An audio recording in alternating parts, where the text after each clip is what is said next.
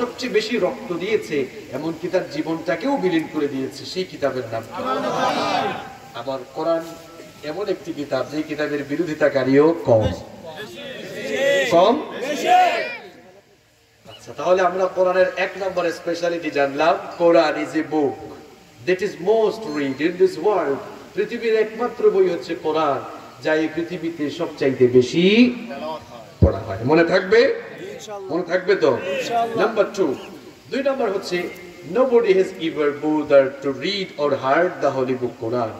আল্লাহর কিতাব এই কোরআন পড়লে, তেলাওয়াত করলে কিংবা কেউ এই কোরআনের তেলাওয়াত শুনলে কখনো বিরক্ত হয় না। আপনারা বিরক্ত হন নাকি? আল্লাহর কিতাব এই কোরআন তেলাওয়াত করলে কিংবা তেলাওয়াত শুনলে কোন মানুষ কখনো বিরক্ত হয় না। কোন গান যখন বের হয়, যুবক আর তরুণ ভাইয়েরা ওই গানটা কিছুদিন শোনার পর, কয়েকদিন শোনার পরে বলে, এই গানটা আর কত শুনবো, শুনতে শুনতে ভালো লাগে না, গানটা আর বাজাইস না, থাকলে নতুন কোন গান দে।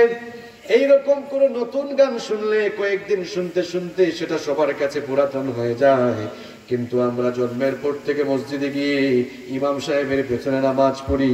ইমাম সাহেব প্রত্যেকদিন সূরাতুল ফাতিহা দিয়ে নামাজ শুরু করেন। আমরা কি কেউ কোনোদিন মসজিদে গিয়ে বলেছে নাকি, হুজুর প্রত্যেকদিন আপনি সূরা ফাতিহা দিয়ে নামাজ শুরু করেন, প্রত্যেকদিনই আপনার মুখ থেকে এই সূরাটা শুনি, শুনতে শুনতে আমাদের ভালো লাগে না, আজকে নতুন কোন সূরা দিয়ে নামাজ পড়ান? এই কথা কি কেউ বলে নাকি? বলার সুযোগ আছে নাকি? কেউ কোনোদিন বিরক্ত হয়ে এই কথা বলে নাই। তার কারণটা কি?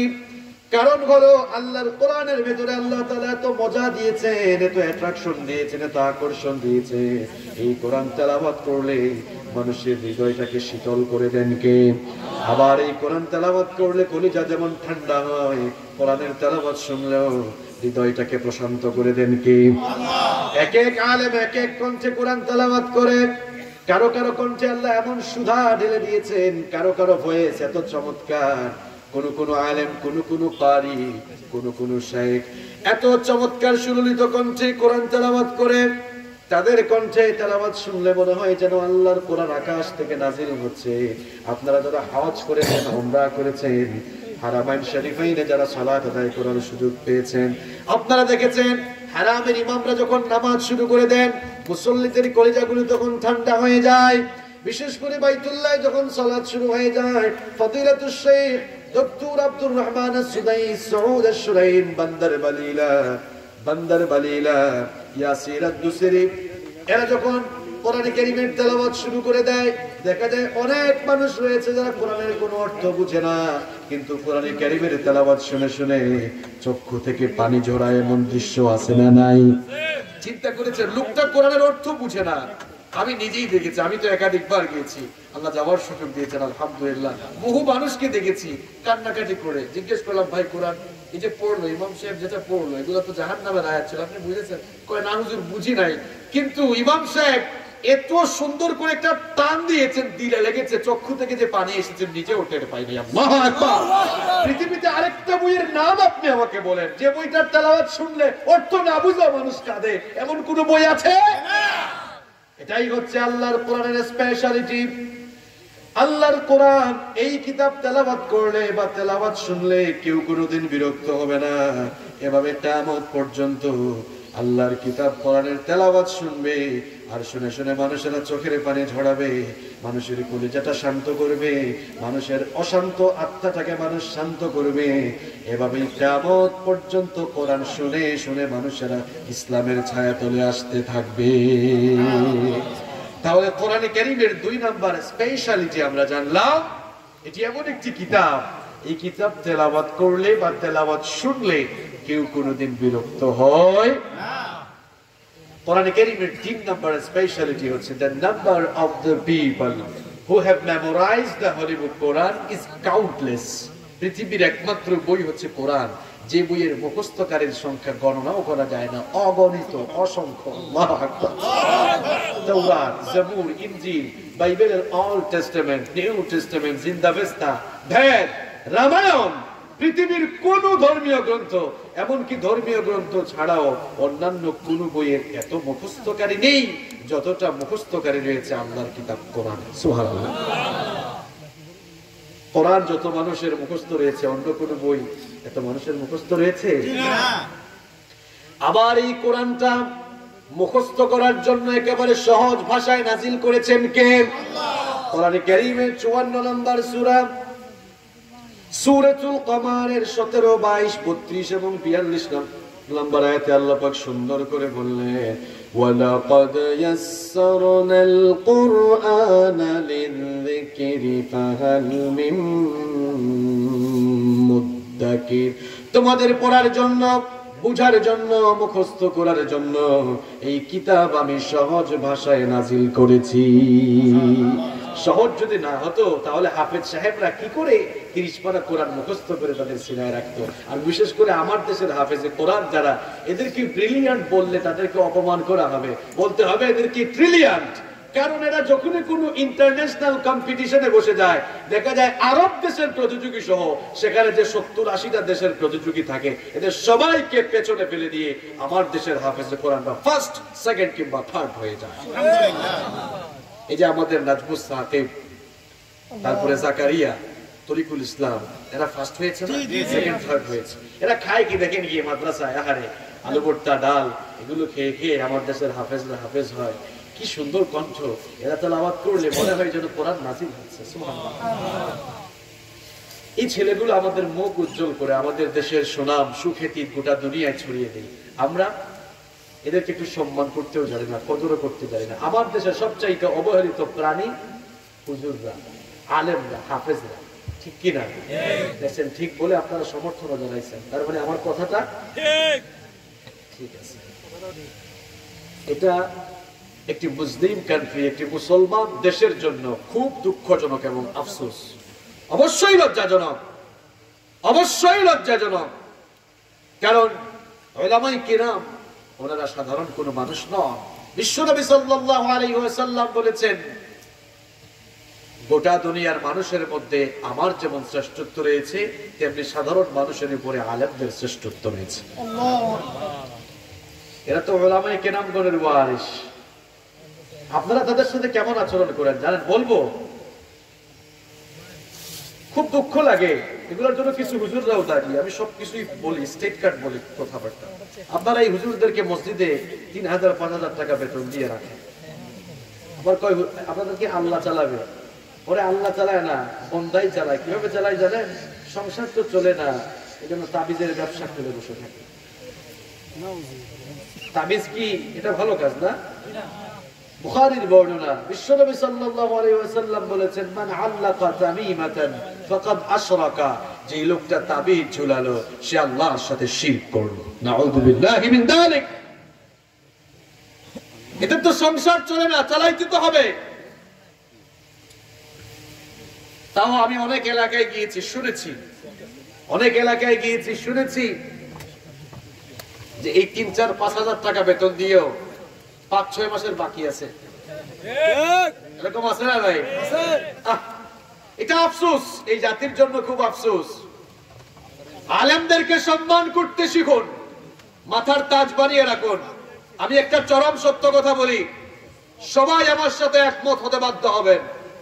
এই দেশের এলিট শ্রেণীর পিপল যারা, শিল্পপতি যারা, এরা তাদের ছেলে মেয়েদেরকে মাদ্রাসায় পড়াতে চায় না।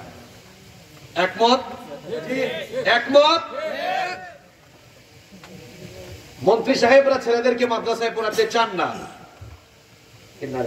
ভাইকে একটা চেয়ার দেন, একটা চেয়ার দেন, ভাইজানকে একটা চেয়ার দেন। লিল্লাহি তাকবীর, লিল্লাহি তাকবীর। আমরা তো আপনার জন্যই অপেক্ষায় আছি, আপনি অনুমতি দিলে বাকি কথা চালাবো।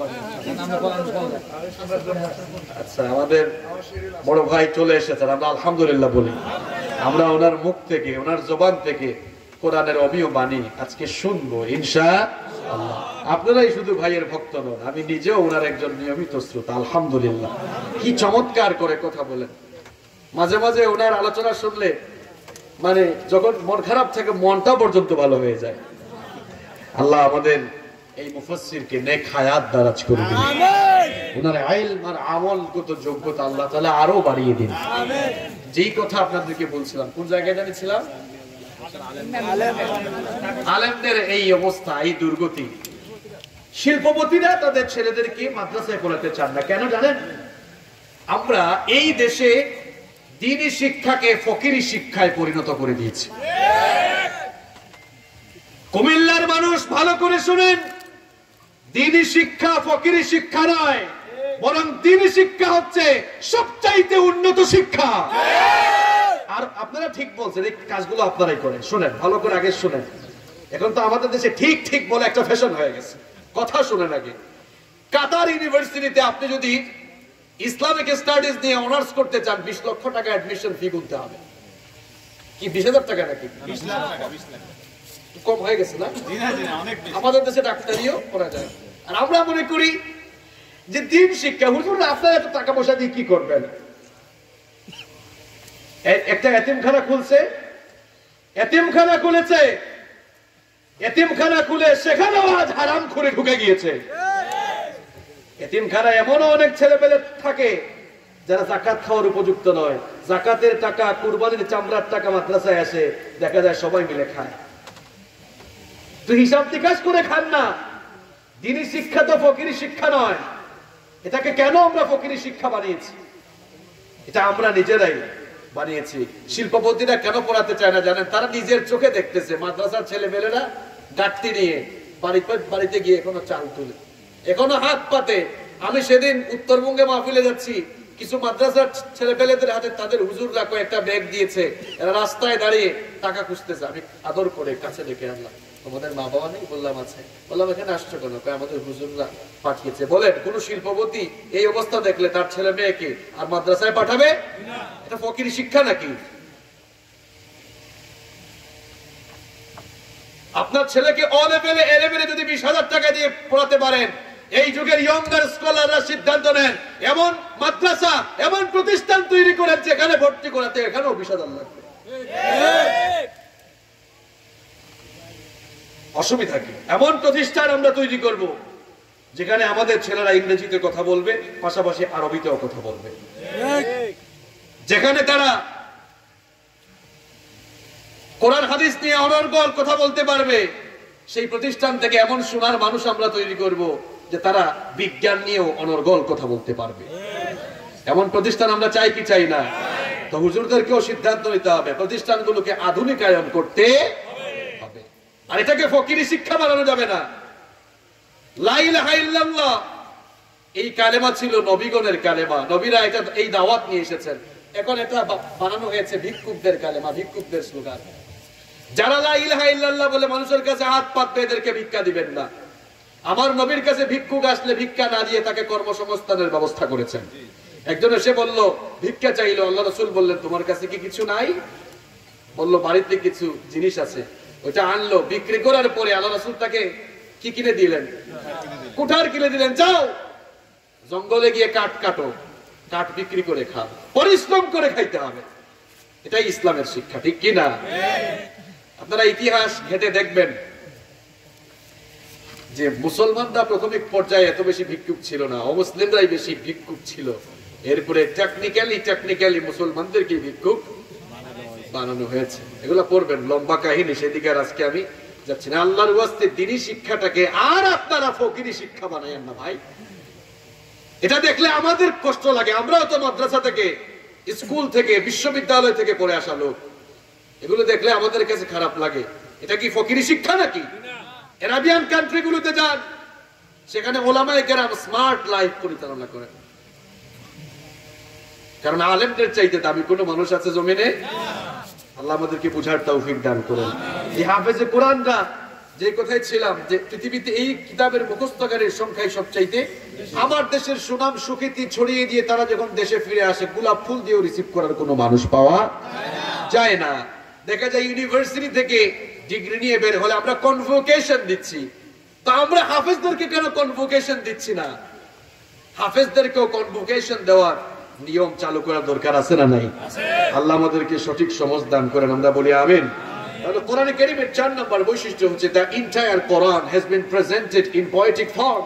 আপনি কোরআন খুলে দেখেন, আল্লাহ তাআলা গোটা কিতাবটাকে ছন্দময় করে নাজিল করেছেন। সুবহানাল্লাহ।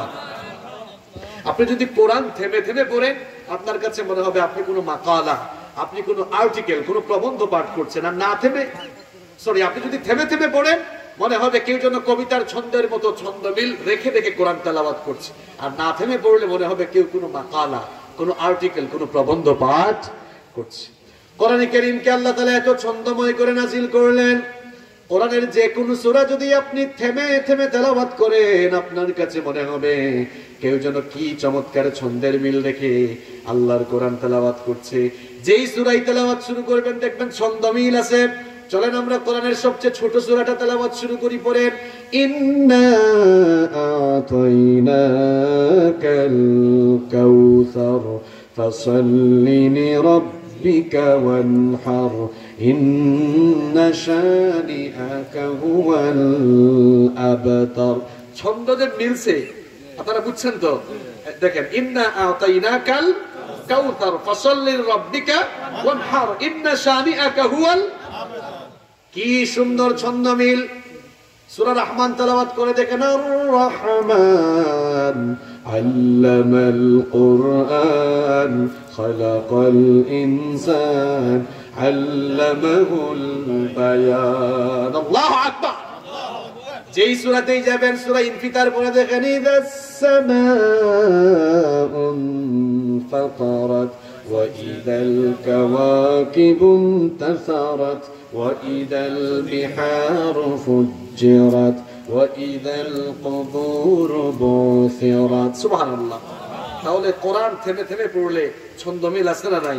পৃথিবীতে কোরআন ছাড়া দ্বিতীয় কোনো বই নাই যেই বইয়ের ভেতরে এত চমৎকার পোয়েটিক ফর্ম, এত চমৎকার ছন্দের মিল পৃথিবীর কোনো বই আপনি খুঁজে পাবেন না কোরআন ছাড়া, ঠিক কি না?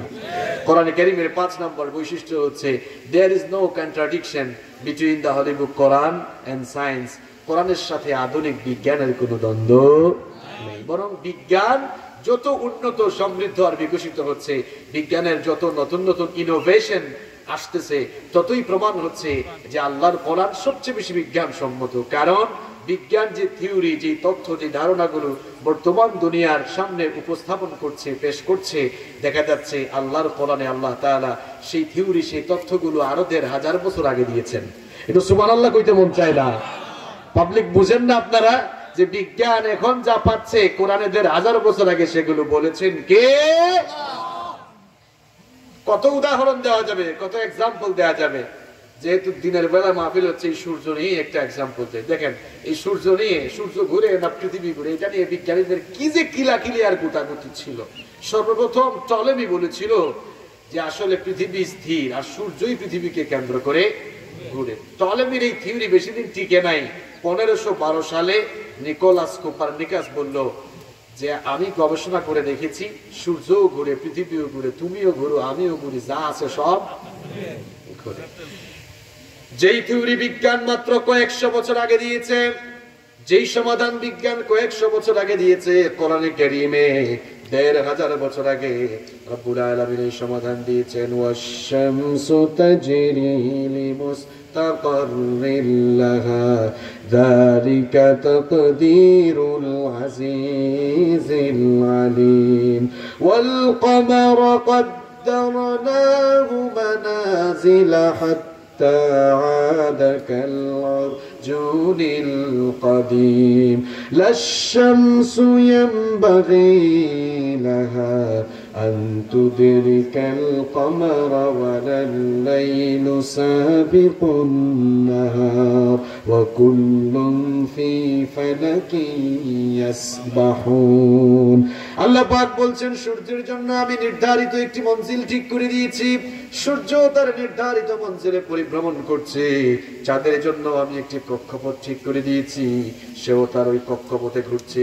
সূর্য কখনো চন্দ্রের নাগালে যেতে পারে না, রাত কখনো দিনের আগে যেতে পারে না, প্রত্যেকেই তাদের আপন আপন গতিপথ অনুযায়ী সন্তরণ করছে।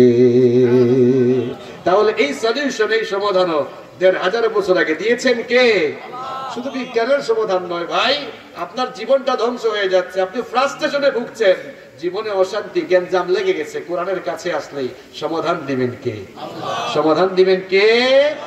সমাধান চাও যদি জীবনে মরণে, ফিরে যাও খুঁজে নাও চোখ রাখো কোরআনে। সমাধান চাও যদি জীবনে মরণে, ফিরে যাও খুঁজে নাও চোখ রাখো কোরআনে। তবেই পাবে সুখ শান্তির ঠিকানা, তবেই পাবে সুখ শান্তির ঠিকানা, যদি মেনে নাও তুমি মনে প্রাণে। সমাধান সমাধান চাও যদি জীবনে মরণে, ফিরে যাও খুঁজে নাও চোখ রাখো কোরআনে। If you want a solution in here and hereafter, go back, have a look on the Holy Quran. সকল সমস্যার সমাধান দিতে পারে ভাইজান। চলে আসলে আমি শর্ট করতেছি, 5টা বললাম, আরো কয়টা বলবো খুব সংক্ষেপে বলছি। নাম্বার 6 নম্বর হচ্ছে যে কোরআনে কারীম হচ্ছে এমন একটি কিতাব যা এই পৃথিবীর সবচাইতে নির্ভরযোগ্য এবং নির্ভুল একটি গ্রন্থ। এর ভেতরে কোনো ভুল আছে? আল্লাহ তাআলা তো এই কিতাবের শুরুতেই বলেছেন যালিকাল কিতাব লা রাইবা ফীহি হুদাল লিল মুত্তাকিন। This is the book, the most authentic book in this world, whereof there is no doubt about it, and it's a guidance for those who are muttaqin. এটি এমন একটি কিতাব যার ভেতরে সন্দেহ কিংবা সংশয় নেই, এমনকি সন্দেহ আছে এ ব্যাপারেও সন্দেহ করা যায়। মুত্তাকিনদের জন্য এই কিতাবকে হেদায়েতের গাইডলাইন বানিয়েছেন কে? এই কিতাবে কোনো ভুল নেই, কোনো সন্দেহ নেই, সন্দেহ করার মতো কোনো জিনিস নেই। পৃথিবীর অন্যান্য ধর্মীয় গ্রন্থগুলো বিকৃত হয়ে গিয়েছে, ভুল দিয়ে পরিপূর্ণ, কিন্তু আমার আল্লাহর এই কিতাব কোরআনের ভেতরে একটা ভুল কেউ কোনোদিন ধরতে পারবে। দেখবেন নাস্তিক যারা, এরা জাতে মাতাল হইলেও তালে ঠিক আছে। জাতের মাতাল তাল কেমনে দেখবেন, এরা খুব সুন্দর করে বলে there is no God, স্রষ্টা বলতে কেউ নেই। কেন? কয় unseen is nothing, যা দেখা যায় না তা বিশ্বাস করা যায় না। মাঝে মাঝে আমিও বলি যেমন কুকুর তেমন মুগুর দরকার। এই যে বলে যে যা দেখা যায় না তা বিশ্বাস করা যায় না, তো নাস্তিকদেরকে প্রশ্ন করবেন তোর বাপ যে তোকে জন্ম দিয়েছে এটা তুই দেখেছিস? এটা দেখছে নাকি? বিশ্বাস করিস কিনা? বলবে হ্যাঁ বিশ্বাস করি। তখন আপনি বলবেন যদি যা দেখা যায় না তা যদি বিশ্বাস করা না যায়, আল্লাহকে না দেখে যদি বিশ্বাস না করা যায়, তাহলে তোর বাপও তো তোকে জন্ম দিয়েছে, এটা তুই দেখিস নাই, তাহলে এটা তোর আসল বাপ কিনা এখানেও তো সন্দেহ আছে, এটাও বিশ্বাস করা যায় না, তোর জন্মই সমস্যা আছে। এই যে বললাম যেমন কুকুর তেমন মুগুর দরকার। গাধা কোরআনের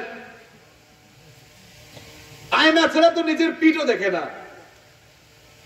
আমার এই শরীর যিনি বানিয়েছেন তাকেই দেখতে চায়। স্রষ্টার সৃষ্টির ভেতরেই স্রষ্টাকে অনুধাবন করার মতো বহু জিনিস আছে না নাই? তো যেটা বলছিলাম যে নাস্তিকরা জাতের মাতাল কিন্তু তালে ঠিক। কেমনে? এরা যদিও বলে আল্লাহ বলতে কেউ নাই, কিন্তু পৃথিবীতে আজ পর্যন্ত কোন নাস্তিক এই কথা বলার সাহস পায় নাই যে কোরআন এটি আল্লাহর কিতাব না। কারণ তারা জাতে মাতাল তালে ঠিক জানে, তারা এই কথা বললেই তো বিপদ। কারণ কোরআনে তো ১৫০০ বছর আগে চ্যালেঞ্জ দেওয়া আছে, যদি এটা আল্লাহর কিতাব না হয় তাহলে তোরাও এরকম একটা কিতাব বানা। এরকম সিটিংগিরি করার কোনো সুযোগ নাই। ওই যে ভাইয়া বলে যে এতে সিটিং বলে না, এরকম সিটিংগিরি করার কোনো সুযোগ আছে? কোনো সুযোগ নাই, কোনো সুযোগ নাই। কোরআন যদি মানুষের দ্বারা বানানো সম্ভব হয় তা যা বানায় তারপরে দেখা এটা সম্ভব? এটা সম্ভব নয়। কোরআনের ভিতরে কোনো ভুলও নাই। তো কোরআনের ৭ নম্বর বৈশিষ্ট্যই বলছিলাম, it's quite impossible to make a book like holy book Quran. কোরআনের মতো কোরআন বানানো সম্ভব? এটা কেউ পারে নাই, কিয়ামত পর্যন্ত কেউ পারবেও না। দেখেন মুসাইলামার নাম আপনারা অনেকে শুনেছেন, ভালো মানুষ না, কাযযাব, মিথ্যাবাদী, ভণ্ড নবুয়তের দাবি করেছিল। আর বিশ্ব নবীর পরে দুনিয়াতে ৩০ জন ভণ্ড নবী আসবে বলেছেন মুহাম্মদ সাল্লাল্লাহু আলাইহি। বুখারীর বর্ণনায় বিশ্বনবী সাল্লাল্লাহু আলাইহি ওয়াসাল্লাম বললেন লা তাকুমুস সাআহ, ততদিন পর্যন্ত কিয়ামত হবে না, হাত্তা ইয়াবআতা দাজ্জালুনা কাযযাবুন করিবুম মিন ৩০, ততদিন পর্যন্ত কিয়ামত হবে না যতদিন না ভণ্ড ৩০ জন মিথ্যা নবীর আবির্ভাব হয়। এখনো পর্যন্ত হয়ে গিয়েছে ২৭ কিংবা ২৮ জন, আরো ২-১ জন আল্লাহর কুতুব আছে যারা আসবে এখন। তো এদের মধ্যে একজন ছিল মুসাইলামা। মুসাইলামা যখন নবুয়তি দাবি করলো তখন লোকেরা বলল, আচ্ছা মুসাইলামা, তুমি যে তোমাকে নবী বলা শুরু করলা, তোমার কাছে কি জিবরিল আসে না? জিবরিলের সাথে কি তোমার সাক্ষাৎকার হয় না, দেখা সাক্ষাৎ হয় না, সূরা বা আয়াত নাযিল হয় না? ওইদিকে তো মুহাম্মদ করেন সাল্লাল্লাহু আলাইহি ওয়াসাল্লাম, তার সাথে জিবরিলের দেখা সাক্ষাৎ হয়, আয়াত নাযিল হয়, সূরা নাযিল হয়, তো তোমার কাছে কি নাযিল হয় না? মুসাইলামা কায়দা করে জবাব দিল, দেখো ভাই, আমি তো মাত্র নবী হইছি, নতুন নবী হইছি, একটু টাইম দাও, সময় তো লাগবে, আমার কাছেও জিবরিল আসবে, সূরা বা আয়াত আমার উপরেও নাযিল, নতুন নবী, আমি একটু সময় লাগবে। কিছুদিন পর মুসাইলামা লোকদেরকে ডেকে বলল, প্রিয় ভাইয়েরা শোনো, আমার সাথে গত রাতেই জিবরিলের দেখা সাক্ষাৎ হয়েছে। লোকেরা বলল, আচ্ছা তাই? হ্যাঁ হয়েছে তো। লোকেরা বলল, তোমার কাছে কোনো সূরা নাযিল বা আয়াত নাযিল হয়েছে নাকি? কয় হয়েছে তো। কি সূরা? কয় সূরার নাম সূরাতুল ফিল। এটা কোরআনের ফিল না, এটা মুসাইলামার ফিল। মানুষ বলল, ঠিক আছে তেলাওয়াত করে শোনাও। তখন শেষ তেলাওয়াত শুরু করলো, আল ফিল মাল ফিল ওয়ামা আদরাকা মাল ফিল লাহু যানাবু ওয়া বিল ওয়া লাহু খুরতুমুন তাওয়িল। সুন্দর নাকি সূরাটা? আপনারা তো অর্থ বুঝেন না, এখানে ওলামা যারা বসেছেন তারা তো অর্থ বুঝেছেন। আল ফিল, হাতি। মাল ফিল, হাতি কি? ওয়ামা আদরাকা মাল ফিল, আপনি কি জানেন হাতি কি? বাপ রে বাপ, হাতির ডেফিনেশন চলছে। লাহু যানাবু ওয়া বিল, তার লেজ আছে, ওয়া লাহু খুরতুমুন তাওয়িল, তার লম্বা একটি সুরও আছে। লোকেরা এই সূরার তেলাওয়াত শুনে বলল, মুসাইলামা, তুই যে একটা ভণ্ড, ধোঁকাবাজ, প্রতারক, তা প্রমাণ হওয়ার জন্য তোর মুখ থেকে তেলাওয়াতকৃত সূরাটি যথেষ্ট। আল্লাহর কোরআনের মতো কোরআন ইতিপূর্বে কেউ বানাতে পারে নাই, আজও পারবে না, ভবিষ্যতেও পারবে না। আমেরিকান ব্রিটিশ গুলা কিন্তু খুব চালাক, এরা সব সময় চালাকি করার চেষ্টা করে। ভারতীয় বংশোদ্ভূত দক্ষিণ আফ্রিকার জনপ্রিয় একজন লেখক, গবেষক, গোটা দুনিয়ার ইসলামী জনপ্রিয় একজন বক্তা, আপনারা অনেকেই তার নাম শুনেছেন, আহমেদ দিদার নাম শুনেছেন না আপনারা? উনি জাকির নায়েকেরও কিন্তু উস্তাদ। কম্পারেটিভ রিলিজিয়ন, তুলনামূলক ধর্ম তত্ত্বের উপরে তার অগাধ পাণ্ডিত্য রয়েছে। তো আহমেদ দিদার একটি বই লিখেছেন, আল কোরআন দি আলটিমেট মিরাকল। আপনারা বইটি কালেকশন করার, বিশেষ করে যারা তোমরা স্কুলে, কলেজে, ইউনিভার্সিটিতে পড়ো, তোমরা এই বইটা পড়বা, অনেক কিছু জানতে পারবা, অথবা পিডিএফ ভার্সন গুগল থেকে নেওয়ার চেষ্টা করবা। তো তিনি একটি কিতাব লিখেছেন, একটা বই লিখেছেন, আল কোরআন দি আলটিমেট মিরাকল। আরেকটি বই আছে, আল কোরআন ইজ অল সায়েন্স।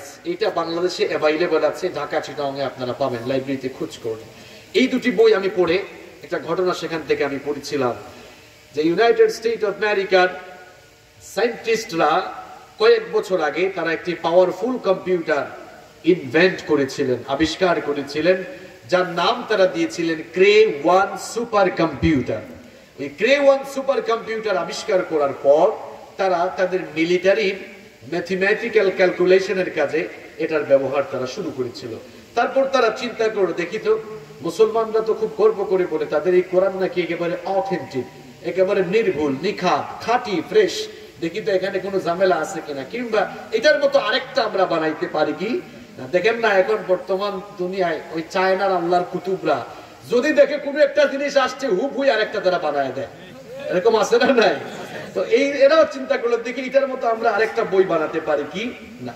কোরআনে কারিমে তখন তারা কোরআনে কারিমের ম্যাথমেটিক্যাল ইনফরমেশন যেগুলো রয়েছে, কোরআনের গাণিতিক কিছু তথ্য উপাত্ত রয়েছে, সেগুলো তারা কালেকশন করলো। সেগুলো কালেকশন করে ওই ক্রে-1 সুপার কম্পিউটারের মাইক্রোচিপসে দিয়ে তারা কমান্ড করলো, কোয়েশ্চেন করলো, জানতে চাইলো, is it possible for us to make a book like holy Quran? এই কিতাবের মতো, এই বইয়ের মতো কোন বই যদি আমরা বানাতে চাই, এটা কি আমাদের দ্বারা সম্ভব কিনা? তখন ক্রে-1 সুপার কম্পিউটার রিপ্লাই করলো, জবাব দিল, ইটস পসিবল, এটা সম্ভব। যখনই তারা জবাব পাইছে এটা সম্ভব, তারা খুশি না বেজার হয়েছে? অনেক খুশি। বলতেছে যাই হোক, পারা তো যাবে, কিন্তু কম্পিউটার তো আরো বললো, it's possible but you need 63 octillion years to create a book like Holy Quran. কোরআনের মতো কোরআন বানাতে হলে তোমাদের 63 octillion বছর সময় লাগবে। 63 বছর না, 63 octillion বছর সময় লাগবে। এখন তো তারা মাথায় হাত দিয়ে আছে, একদম হতাশ। কারণ 63 octillion বছর মানে কি জানেন? সংখ্যাতাত্ত্বিক গণনা করে যান না আপনি, একক, এককের পরে কি দশক, তারপরে শতক, তারপরে সহস্র বা হাজার, তারপরে অযুত, লক্ষ, নিযুত, কোটি, এরপরে এলাকার মানুষের টাকা পয়সা কম মনে হয় না, কোটির পরে কি million, billion, million, billion, trillion, zillion, ফিলিয়ন, কোথায় আছে এখনো অক্টিলিয়ন? 63 অক্টিলিয়ন মানে হচ্ছে তাগো জীবন শেষ, তাগো পুলামাইয়া জীবন শেষ, নাতিপুতির জীবন শেষ। 14 জেনারেশন নয়, 100 জেনারেশন নয়, 1000 জেনারেশন নয়, আকাশ জমিন লন্ড ভন্ড চূর্ণ বিচূর্ণ বেসাকার হয়ে কিয়ামতের মহা ঘটনা সংঘটিত হয়ে যাবে। এরপরে আল্লাহর কিতাব কোরআনের মতো একটা কোরআন তো দূরের কথা, একটা শব্দ বানানো কারো দ্বারা সম্ভব নয়। আল্লাহু আকবার। এই কিতাব আপনার আমার ঘরের ভেতরে রয়েছে, যেটা আপনারা পড়েন না, ফেলে রাখছেন। কোরআনে কারীমের 8 নাম্বার বৈশিষ্ট্য হচ্ছে, স্পেশালিটি হচ্ছে, অলমাইটি আল্লাহ প্রটেক্টস দা হোলি বুক কোরআন। এই কোরআনকে হেফাজত করছেন কে? আল্লাহ। এজন্য কিয়ামত পর্যন্ত আল্লাহর কিতাব কিংবা এই কিতাবওয়ালা কোরআনওয়ালা লোকদের উপরে জুলুম নির্যাতনের স্টিম রুলার চালিয়ে আল্লাহর কিতাব, আল্লাহর কিতাবের বিধান কিংবা কোরআনওয়ালা লোকদেরকে জমিন থেকে নির্মূল করা কারো দ্বারা কিয়ামত পর্যন্ত কোশ্চিন কালো সম্ভব নয়। কারণ এদের হেফাজতকারী কে? আল্লাহ। এত সোজা এটা। ইন্না নাহনু নাযালনা যিকরা ওয়া ইন্না লাহু লাহাফিজুন। আল্লাহ তাআলা বলছেন, কোরআন নাজিল করেছি আমি, আর এর সংরক্ষণের হেফাজতের সবটুকু দায়িত্ব নিয়েছি আমি। সুবহানাল্লাহ। বলেন তো, কোরআন পৃথিবী থেকে ধ্বংস করার জন্য যদি সবগুলো কোরআন জ্বালিয়ে দেয় তাহলে সম্ভব? ওই যে একজন নকুল কুমার বিশ্বাস, লোকটা হিন্দু, কিন্তু মাঝে মাঝে এমন এমন কিছু কথা লিখছে, এমন এমন কিছু জিনিস গাইছে, মন থেকে দোয়া আসে আল্লাহ যেন তাকে ইসলামের জন্য কবুল করে। হিন্দু হিন্দু হয়েও কোরআন নিয়ে এত সুন্দর গান লিখেছে। আমি কোন মুসলমানকে আজ পর্যন্ত এত সুন্দর গান লিখতে দেখি নাই। শুনছেন তো আপনারা গানটা? বলে ফেলবো নাকি? যদি আগুন লেগে ধ্বংস হয়ে যায়, যদি আগুন লেগে যায় পুড়ে যায় পৃথিবীর সব বইয়ের দোকান, বিশ্ব থেকে হারাবে না, বিশ্ব থেকে হারাবে না পবিত্র কোরআন। করবে কেমন করে কোরআন ধ্বংস আগুনের তেজ, করবে কেমন করে কোরআন ধ্বংস আগুনের তেজ, আছে বিশ্ব ভরা গণিত কোরআনে হাফেজ। তারা ছাপায় আসমানি গ্রন্থ, তারা ছাপায় আসমানি গ্রন্থ, বাঁচাবে কোরআনের মান, বিশ্ব থেকে হারাবে না, বিশ্ব থেকে হারাবে না পবিত্র কোরআন। আল্লাহু আকবার। এই কোরআনকে হেফাজত করছেন কে? কোরআনে কারীমের 9 নাম্বার বৈশিষ্ট্য হচ্ছে আল্লাহর কিতাব। এই কোরআনের স্পেশালিটি হলো এমন, এই কিতাবের কাছে যারাই আসবে সেই মানুষটাও সম্মানিত হয়ে